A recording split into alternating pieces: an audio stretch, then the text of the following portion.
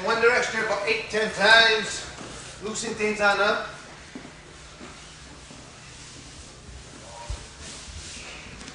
Then come right back the opposite direction.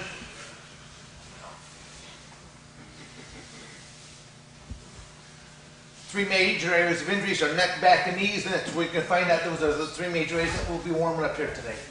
Loosen arms and shoulders. You're going to cross your arms, take it back the opposite direction, recross the other way, and back and forward, nice and loose. Cross and recross and back and forward, nice and loose. Watch the people next to you, don't bop anybody in the nose. They would not appreciate that. Cross and recross and back and forward. Cross and recross, back and forward. One more time. Few windmills forward with your right arm. And backwards. Other arm, windmills forward.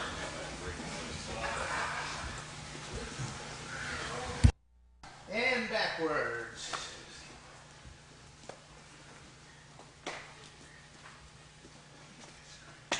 Reaching, you're stretching the arm over the head like you're pushing against an imaginary wall. Stretch out the lat mat, just push it. Yep, just go ahead, just stretch them over the head. Imaginary wall. And change directions.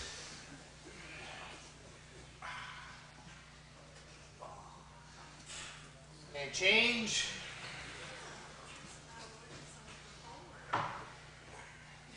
And last one.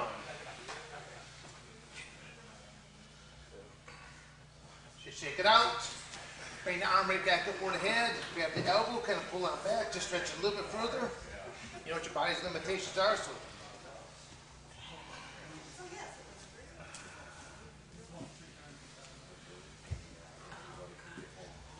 And relax. Other side.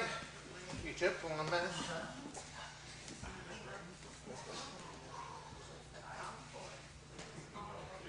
And relax. Repeat.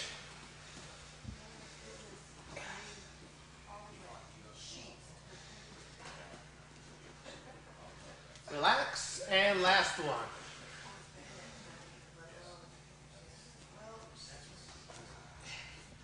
And relax, shake it out. Bring down across the chest, reach underneath, pull it across.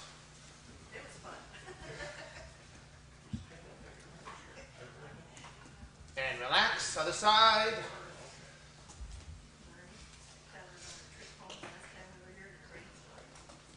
Relax, repeat. Relax, and last one. And relax. Trunk rotation, just rotating the hips around.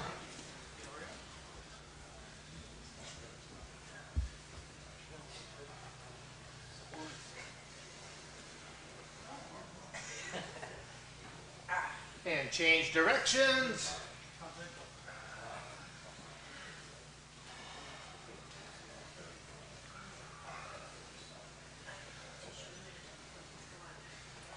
And knees. Just bring your feet together. Just make the circles with the knees.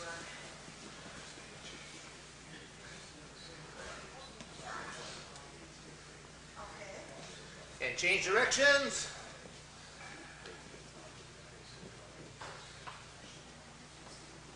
Couple times in and out. And out and in.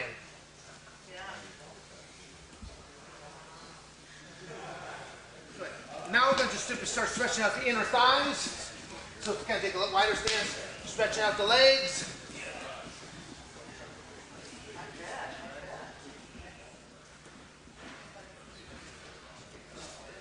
And change directions.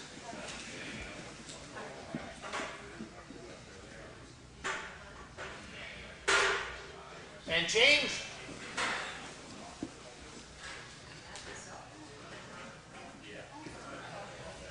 And change.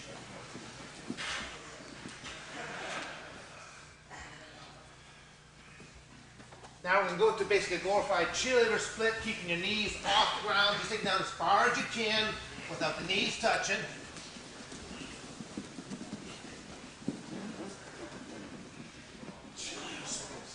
You guys have got some uncanny flexibility. As others, you're more like me. You don't have much at all. Change directions.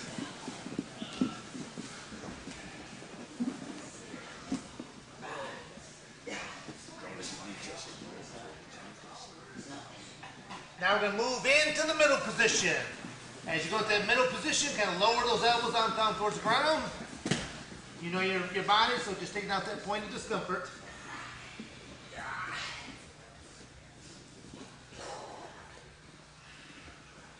And go ahead and sit on down. Sit on down again. Some more guys can move forward. Keep on that right there. You're going to bring your knees into like a ball position. Rock back and forth a few times on the spinal column.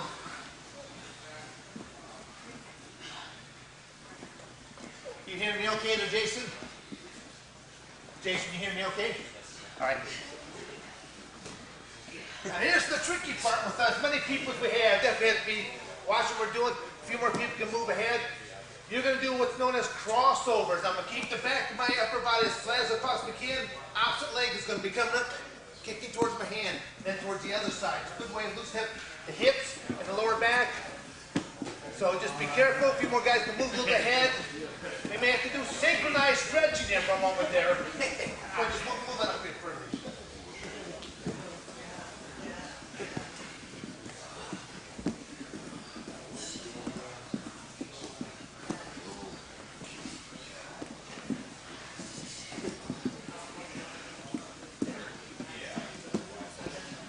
Okay, while laying on your back, are you good to listen? Wait, no. Okay.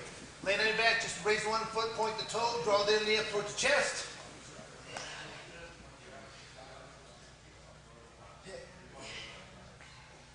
And switch.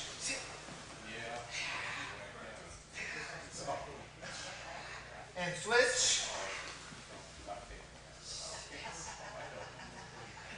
And last one. Sit on up. As you sit up, cross the legs. Opposite arm behind the legs, so you're pushing off your legs, stretch out again that lower back. Just rotate your upper body, just opposite way. Keep your legs there, just twist your body the other way. Keep your legs there, twist your upper body the other way. There you go. See that way you push where you go. Feel your leg down. Good.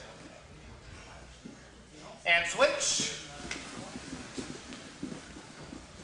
Yeah, just push your upper body the other way. There you go. Push arm. Yeah, yeah. See it. Push off there. And switch.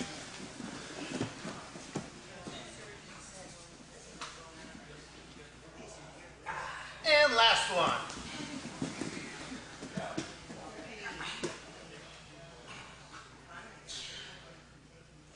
Excellent. Let's go into a butterfly stretch. Feet together. Bring the heels back into the trunk of your body.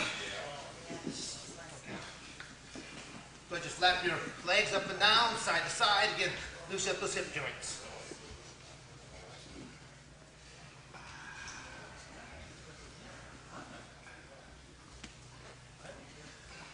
Take your hands, grab your ankles, use your elbows, push on down, stretch on out a little bit further.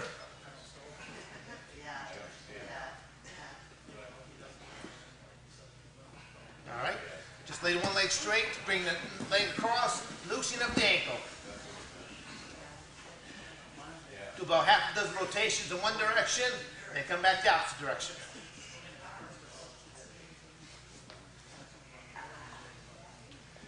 Okay, switch the other side. You should hear a little popping on this, aren't you? Usually it's on the knees, you hear a little bit more snap, crack, the pocket. And reverse it. It's those older athletes that do that. So I like to turn the music up a little more so I don't hear it as much. So spread the legs on out. Stretch it down, trying to touch your nose to your kneecap or just make it as close as you possibly can. Exhale as we go on down. And down.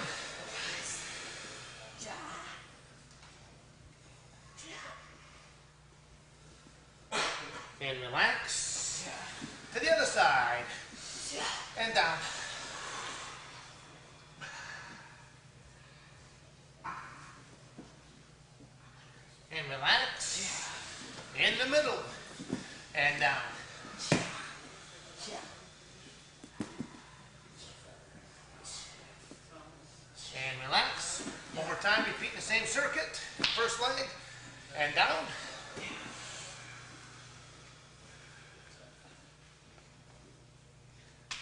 relax. The other side. And down.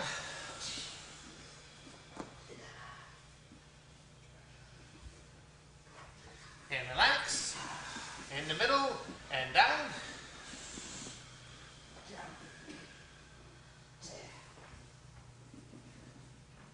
And relax. And feet together. And down.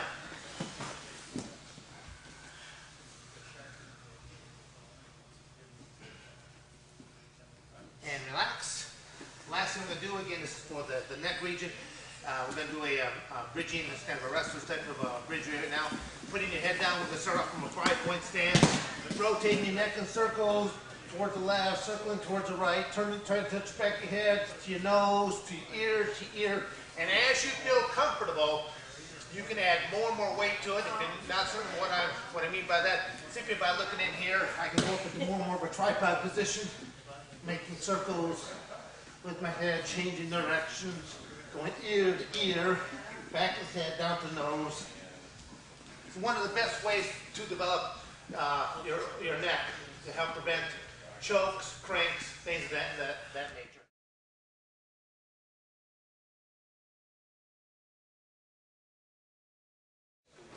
This first thing that we're going to do, realistically, it's a warm-up exercise, but it will also emphasize the whole, the takedowns that we're going to be working on. This is called a pummeling drill. Pummeling is a Greco-Roman technique that teaches you how to get to the inside position. Because if I get to this man's core, I'm going to control him. So the way that this drill starts off is both people will start up in the overhook. We each have an overhook. My partner just has an overhook position. I've got an underhook. He's got an underhook. So we have exactly the same thing on both sides. It's always going to be the overhook hand that is moving to the inside position. So simultaneously, as I'm moving to the inside position, Jason moving to the inside position. And what you see is we're moving to the opposite side. The exact same thing now that we have to the opposite side. So again, it's going to be the overhook hand. It's going to be almost like I bring my hand up, almost like I'm putting my palm right towards my chest, down, right back to this underhook position. Rotate back to the other side. Doing this nice and easy and relax. Working on just the upper body position right now. Just to let you know how important that this is for Greco-Roman wrestling in the final 2 weeks of preparation for a world training camp or an Olympic training camp. The team will come in and their whole practice will consist of 3 5-minute pummeling sessions. If you're thinking to yourself, 15 minutes is all there is to a practice, no, there's a lot more to it. The warm up, the stretches, now the technical portion, and they'll put you on a circle. And the whole way you're looking at it, looks like two sumos trying to push each other out, but you start to learn how to use your opponent's body weight and momentum against them. And that's something that you'll learn here as we go into this drill. So first off, we're going to start off in this over and under position. We will show you eventually how to incorporate the legs as well, but right now we just want to use just the upper body. We're going to start this over-under position. In the MMA world, it's known as the clinch. Gi, non-gi, submission grappling, it's still known as the clinch. And they're all working to get to this inside position. So simultaneously, it's always going to be the overhook hand that's going to be rotated to the inside position. See how we're making inside chest contact. Just working on just the upper body alone, and then we'll start moving into the leg motion. So let's spread out between here, this room, and that room, and let's start working on just a pummeling drill.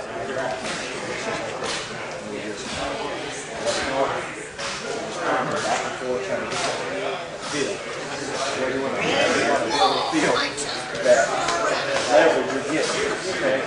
What you want to practice on is your leverage.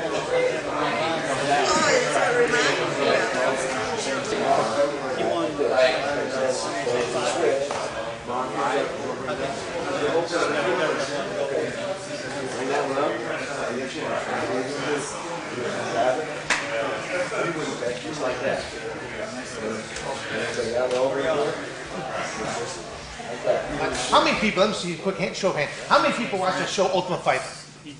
Quite a few people.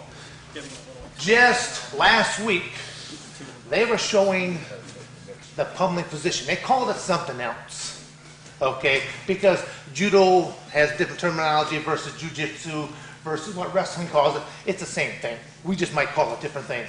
But they just showed it, and they're like, this is the clinch of this is the technique of the future. Because a lot of grapplers were having their way, because if we're at a space like this, and Jason, he's a Taekwondo guy, if he's got this space, he's going to work his magic, he's going to kick, punch, he's got that space. But if somehow I can get to this body, just moving in here, I've neutralized a lot of ability. Not all of it, but I've neutralized a lot of hands and kicking ranges that he can do. A lot of I travel quite a bit doing seminars for boxers, kickboxers, Muay Thai people. And they're like, we need to defend ourselves against you, the grappler. Because they know that I can shoot in on a single or double and not get hit on the way coming in and get that body. I've neutralized most of what they're able to do to me. Now they're fighting from this clinch position, because when you look at two boxers, when they're out there, the referee always steps up in between and separates the two boxers, because they're not supposed to be fighting from this clinch position. This is not easy. I know it. It's not easy at all. All my guys that come to my training facility, this is actually part of our warm-up tour. I'll say after we get to a warm stretch, grab a partner, 50 pummels. 50 might sound like a lot, but you can knock it off in about 20, 30 seconds. Is all it takes. Once you know how to do it. It's not the easiest thing in the world to start off with, but through repetition you get good at everything. Eventually, when you're doing this, I'll show you how it's done a little bit more aggressively as we're pummeling in. See how we're stepping in, we're using body contact. This is what you can't see. Hey, wait 1 second. What you can't see, that's the bad thing about grappling techniques. Grappling stuff like the Nagas, the Grapple Quest, amateur high school wrestling, and collegiate wrestling, it has a very poor spectator viewership. Only because people cannot see your pain. That's what it boils down to. In boxing, they can see, boom, guy gets hit in the head. They can see the kick. They can see a pickup, slam, and people are like, whoa, that's going to hurt. They can't see all these little subtleties. And you're going to see things once we finally get them down to the ground. You'll be able to feel what it feels like. Mark my word, who doesn't have a video game in their home? I should just ask the question that way. Is there anyone here that doesn't have some kind of a, wow, I'm actually almost surprised. They don't have some kind of a computer. Okay, there's a lot of these reality games that are taking place, where now you can put on these little footy hands things, the little goggles, the little footy things, and you actually can play against an action right now. Somewhere down the road, you'll be able to sit in the comfort of your living room, and you'll be able to put on your goggles and your hand mitts and your footy pads, and you'll be able to order who do I want to fight in Pride, who do I want to fight in the Open Fighting Championship. You pick out the opponent of your choice. And then you're going to hook up all these little electrodes on your body. It's already used in sports medicine today, known as electrostim. To whereas they deliver their roundhouse kick to your rib cage, all of a sudden they're going to fire these 3 electrodes and your body's going to go, ah, and it's going to curve into you. And then you're going to have a real appreciation for what these guys are really doing out there in the grappling stuff when the guy does a compression submission. What is a compression submission? Just using body weight and putting on the point of an elbow into someone's rib cage, in their floating rib cage, on the side of their neck, inside of their cheekbone. They're going to move, I guarantee you, unless they just really enjoy pain, they will be moving. And that's all we're in here right now is, yes, we're learning techniques, and these techniques can be put into a lot of different categories, whether it's going to be for MMA application, gi application, or non-gi application. But a lot of the same stuff you can use for street defenses as well. They're just, everything has to be tweaked a little bit. And there's a lot of these techniques I teach even to the amateur wrestling sector, but there's a lot more limitations of what you can and cannot do due to the High School Athletic Association rules or NCAA rules. So a lot of these things are being utilized. This pummeling, we're going to try to work on this a little more. We'll spend a little bit of time. This one tool that if you can bring it back to your dojo, it's a great one. And once you start doing this dynamically, if you hit those 50 pummels, oh, your heart's going to be going thump, thump, thump, thump, thump, thump. And you're going to start to break a sweat pretty easy just doing 50 pummels. So again, without doing any of the lower body here right now, you can see that the overhook hand, my head should be over on the same side that my overhook hand is on. The overhook hand is a clinching apparatus. I'm holding everything in. The underhook hand is a striking and it's a pulling. So I'm clinching in with the overhook, and this underhook is going to either strike or pull, because once we finally get to that lateral drop, I'm going to throw towards the trapped arm side. If I start to throw this direction, he'll want to put that arm out to post. but because I've taken that post away, as I throw him, he'll land right to his back. Use again his body weight and momentum. So the pummeling here again, chest to chest. Head should be over on the same side that overhook is in position. As the hands rotating to the inside, it's almost like the overhook is going to go palm to chest, down and under. Palm to chest, down and under. Do it nice and slow in the beginning, just to learn the technique on this. Then eventually you can start to step in there, pop in a little bit more, and then we'll start to incorporate the lower body. Because in the lower body, it just means whatever arm I'm digging in, that's the same leg that steps forward.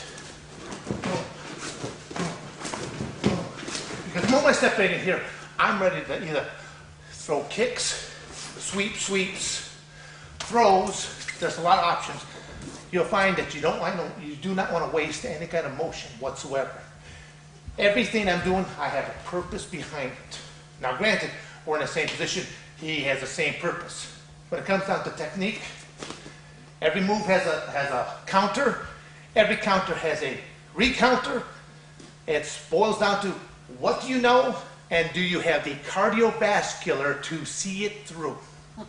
There's a lot of people that got great technique, but if you deplete their cardiovascular reserves, all that great technique just walks out the door with it. And then you've seen in the Ultimate Fighting Championship, you've seen people like Mark Coleman, or a great wrestler, international great wrestler, oxygen depleted, and he's simply leaning forward like this on his hands, knees going, I don't care, Maurice Smith kicked me right in the face, and Maurice Smith obliged him, you know, he just kicked him right to the face there. So let's go back and let's work on this pummeling technique.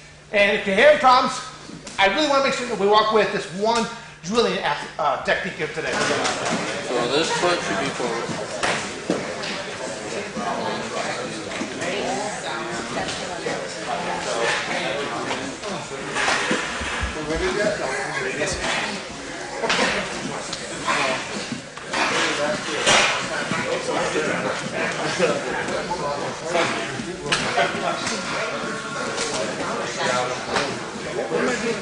Put my hand on my chest. This one's back.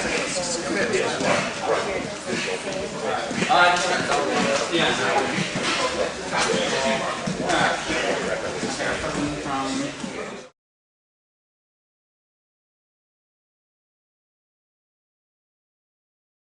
Now we're going to incorporate the upper body and the lower body. There's an abundance of techniques that can be utilized from this clinch position, irregardless of what sector it will be for. Biggest thing is moving this over and under position. And realistically, we're going to try, as many of my guys are going to try to get with you guys if possible, because you need to feel these techniques to truly appreciate them. I'm trying to think, one of the questions that was asked to me when I just walked around just now. I started doing my mixed martial arts, or what was known as no holds barred, back in '94 when it first started up in the United States. At that point in time, there was only 2 rules in the Ultimate Fighting Championships. Do not bite your opponent. Do not poke them in the eyes. In the rules. So people are like, does that mean that you can? No biting, no eye gouging. Pretty much everything else was carte blanche. You could do it all. Until they saw, because a lot of martial artists at that time era, they had long tail. They'd have a rat tail or something like that hanging off a ponytail, something of that nature. Until they saw the first guy get that ponytail wrapped around his fist, and now they started going bang, bang, bang, because the guy couldn't get cut loose there because he had his ponytail wrapped around him. So people start thinking, you know, a crew cut is probably a pretty good thing to hit. And then you start seeing all these sponsor companies that come in, you know, they got these different shaving your head companies, stuff like this. But you see a lot of guys now in the mixed martial arts, they have this really tight crop. Well, that's all gone now. You can't pull hair, you can't fish hook, you can't grab ears, you can't throat strike, knee to the groin, you can't stomp out feet, you can't hit to the kidney, you can't hit top of the head, back of the head, brainstem, spinal column. There's like 37 rules now. But as I say in the beginning, there's only 2 rules. Don't bite your opponent, don't poke them in the eyes. No weight classes, no time periods, bare knuckled. About as raw of a format that you could possibly do. And one of the first rules they ever came up with was no sticking your fingers into your opponent's orifices, whether they be natural or man-made. And people are like, well, what the heck do you mean by that? Well, I was cornering one of the fighters where this rule came from. He's a big Canadian guy, came in, he was doing his training here. He goes on out there, and he's moving around the guy, headbutts him, splits his forehead open, but he still is able to grab him, hit him with this lateral drop him down, and he goes right into mount position and is trying to choke him. And as the split is open on up, all this blood's dripping down on top of this guy at the same time. Guy from underneath there still has the wherewithal to reach up into the wound and start to tear it open. So thus, the first rule to no holds barred was no sticking your fingers into your opponent's orifices, whether they be natural or man-made. Okay, it's been interesting how they've all come along because they just didn't know about this kind of stuff. So you get some of the interesting little tidbits behind it, and it was being done at that time, and I had to go to the hospital and had to throw stitches inside to pull the muscle back together, and then they'd do stitches to the outside. So, but that's the thing about competition.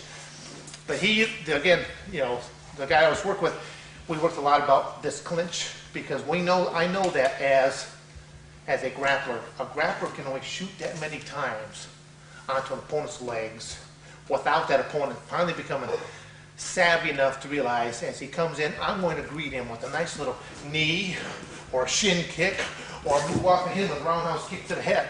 Because as he moves in, until that knee ever touches the ground, he's fair game. If I actually went to shoot in on Jason, before my knee ever touches, he can deliver, bam, he can hit me with that knee and knock me right on out. So a lot of wrestlers have to know about putting locking mechanisms, right in here, to at least block it, then move off into singles and double leg takedowns. So it's grappling, it's wrestling, but it's modified to fit that type of format.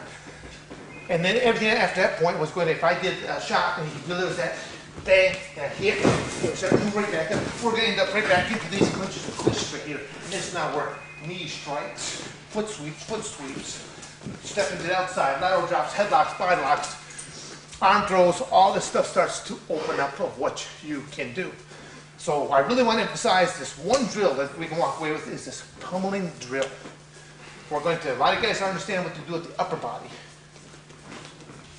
Overhand, my head should always be on the side. See, some of you guys, your head is on the outside, and you're going to feel like you're just in a real awkward position. You will be. Whatever is overhand, my head should be on the opposite side, straight on the overhand side. As I pummel to the inside position, my head moves up to the opposite side. Got the exact same thing here again. Pummeling again, boom. Now I'm going to start to incorporate, we've got the upper body going, I want to incorporate the lower body at the same time. So whatever hand is digging in, that same leg is going to be stepping inside. And I would say I'm splitting the body, stepping right into the crotch. Stepping in, split. Stepping in, split. And then start to make extra contact. Step in, boom, body weight. Pop, pop, pop, pop, pop, pop, boom, boom, boom, boom, boom. This is a great warm-up exercise, but will develop cardiovascular endurance and will develop sport-specific muscular endurance as well. So let's get back to the partner. Go through slowly and make certain that we incorporate the legs now. Then we're going to start moving to actual technique after this. So spell the time. If you're still having problems, wave your hand. One of our guys will get around to help you.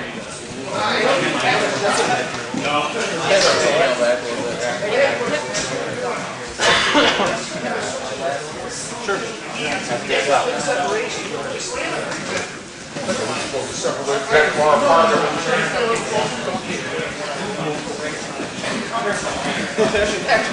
Don't step in too far.